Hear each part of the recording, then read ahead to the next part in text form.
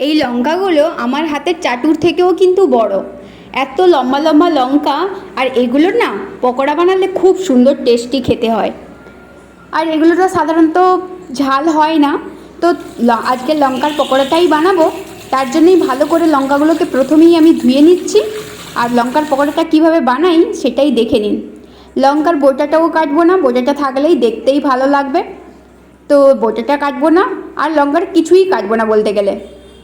এই পেটটাই জাস্ট ছুরির সাহায্যে হালকা করে চিড়ে দেব। এবার যদি ঝাল পছন্দ করে থাকেন তাহলে তো ঠিক আছে, কিন্তু যদি ঝাল পছন্দ না করে থাকেন তাহলে কিন্তু এর বীজগুলো বাদ দিয়ে দেবেন, একদমই ঝাল লাগবে না। আর এই লঙ্কাগুলো সাধারণত ঝাল হয়ই না, খুব ভালো লাগে পকোড়া খাওয়া, মানে খালি মুখে খাওয়াই যায়, খুব টেস্টিও হয়। ঠান্ডায় ঠান্ডায় গরম গরম পকোড়া পেলে আর কিচ্ছু লাগে না। আর যদি বৃষ্টি মুহূর্ত হয় তখন তো পকোড়া একদম পারফেক্ট একটা খাবার। দেখুন কিভাবে আমি কেটে নিচ্ছি ছুরি দিয়ে, দেখতেই পাচ্ছেন আশা করি। ছুরি দিয়ে এইভাবে প্রত্যেকটা লঙ্কাই আমি এখানে 4টা লঙ্কা নিয়ে নিয়েছি। 4টা লঙ্কা নিয়ে কিন্তু আমি 4টারই পেটটা এইভাবে কেটে দিচ্ছি।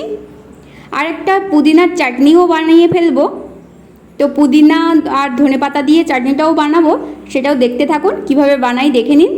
এগুলো অ্যাকচুয়ালি ইভিনিং স্ন্যাক্সের জন্য একদম পারফেক্ট, বা কেউ গেস্ট এলে লঙ্কার পকোড়া, পেঁয়াজি এগুলো মানে সবারই খেতে মুখরোচক একটু, আর খুব তাড়াতাড়িও হয়ে যায়, আর কোনো কিছু বাদ দিতে হয়নি।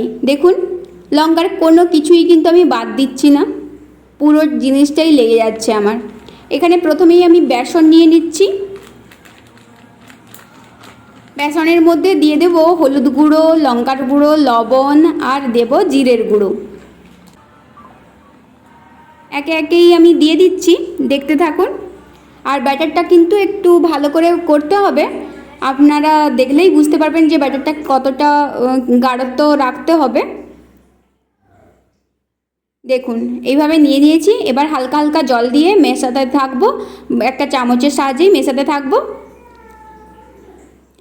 একসঙ্গে পুরো জলটা ঢেলে দিলে না বুঝতে পারবে না, হয়তো লিকুইড মানে বেশি তরল হয়ে যেতে পারে। কিন্তু এইভাবে একটু একটু করে জল নিয়ে যদি মেশাতে থাকেন তাহলে কিন্তু ব্যাটারটা অনেক সুন্দরভাবে হয়ে যায়। দেখুন ব্যাটারটা কিন্তু রেডি হয়ে গেছে, আর কতটা সুন্দর হয়েছে দেখতেই পাচ্ছেন, কতটা লিকুইড, কতটা গাঢ়ত্ব দেখতেই পাচ্ছেন। এবার কিন্তু আমি একে একে সমস্ত লঙ্কাগুলো এর মধ্যে দিয়ে দিচ্ছি। দিয়ে কিন্তু এবার চামচের সাহায্যে পুরো উপর থেকেও একটু দিয়ে দেব, আর মানে লঙ্কার পেটের ভিতরটাতেও কিন্তু ব্যাটারটা ঢুকিয়ে দেবো একটু, তাহলে কিন্তু পুরো বেসনটা খুব সুন্দরভাবে হবে। এখানে এতই গরম, কালকেরই লঙ্কাটা নিয়ে আসা হয়েছিল, কালকে যেহেতু চিকেন হয়েছে তাই জন্য আর হয়নি, তাই জন্য আজকের কিন্তু লঙ্কাটা তেমন একটা মচমচে নেই, তবে এটা খেতে ভালোই লাগবে। ওই বলছি একদম যেদিন কিনে আনা হয়েছিল সেদিন কিন্তু একদম একদম টাটকা ছিল। দেখুন কিভাবে আমি একের পর এক সমস্ত লঙ্কাগুলোকে কত সুন্দরভাবে তার পেটের মধ্যে ব্যাটারটা ঢুকিয়ে দিচ্ছি। এবার আমি গ্যাসটা অন করে একটা শুকনো কড়াই বসিয়ে দিয়েছি। এবার বেশ কিছু পরিমাণ তেল দিতে হবে, কিন্তু যে কোনো পকোড়া ভাজতে গেলে কিন্তু একটু বেশি তেল লাগে। বেশ অনেকটাই তেল দিয়েছি এখানে, আর যেহেতু লঙ্কাগুলো অনেক বড় তো তেল তো লাগবেই।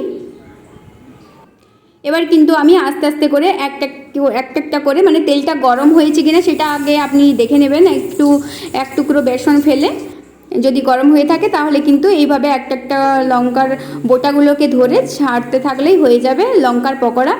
আর এখানে ধনেপাতা পুদিনার একটা চাটনি বানানোর জন্য ধনেপাতা, পুদিনা, আদা, রসুন, কিছুটা বাদাম, পেঁয়াজ আর দিয়েছি জিরা দিয়ে, গোটা জিরে দিয়ে একটা পেস্ট বানিয়ে ফেলেছি। দেখতেই পাচ্ছেন কতটা সুন্দর হয়েছে পেস্টটা। আর এটা এবারে একদম লঙ্কার পকোড়া রেডি।